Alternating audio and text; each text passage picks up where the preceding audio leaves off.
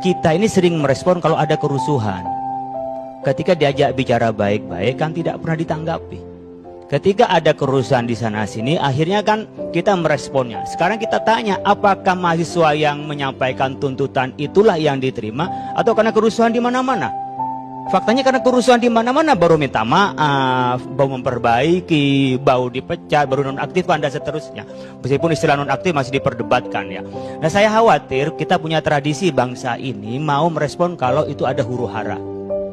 Tapi ketika ada orang baik-baik tidak mau meresponnya dengan baik-baik. Banyak umpamanya tentang kesenjangan-kesenjangan tentang ekonomi lah yang paling mudah. Tentang wamen yang menjadi komisaris. Ya, kok orang yang sudah punya jabatan masih ditambah lagi.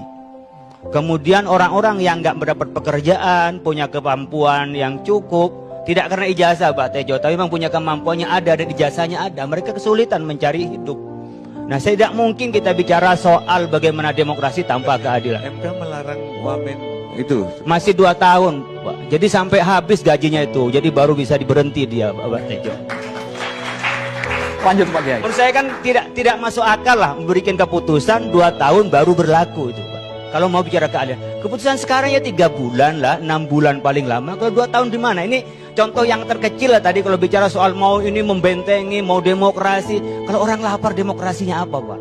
Di seluruh dunia itu yang anarkis bukan karena persoalan bagi-bagi sosial atau politik, Pak. Tapi ketika soal perut itu nggak bisa lagi dia bisa soal politik itu. Anak nangis, mau bayaran, nggak ada LPG, nggak ada bumbu tadi. Apa yang bisa diajak soal demokrasi, Pak? Nggak bisa diskusi, Pak. Puyeng itu sudah. Dan itu yang bisa melahirkan anarkis. Maka ketika krisis ekonomi, ketidakadilan ekonomi berimbas juga pada ketidakadilan politik dan sosial, pasti negara itu kacau. Oleh karena itu kita berharap ini jangan menjadi kebiasaan kita bahwa tuntunan mahasiswa yang baik-baik itu tidak didengar kecuali kalau ada kerusuhan. Akhirnya dompleng itu menjadi sebuah yang baik ketika untuk perbaikan. Sekarang mari kita kita akan melakukan perbaikan. Kita coba perbaikan apa yang bisa kita lakukan. Mengapa kepolisian bisa memberikan untuk pegang rantis itu yang nyetir dan orang di dalamnya kepada orang yang mentalnya tidak stabil. Kalau mental stabil, Pak, sebagai polisi saya pikir tidak akan takut untuk menjaga bagaimana keamanan. Ini kan sebuah tanggung jawab. Apakah ini yang disalahkan adalah yang nyetir? Kalau saya enggak. Siapa yang beri tugas dan siapa yang bertanggung jawab di situ.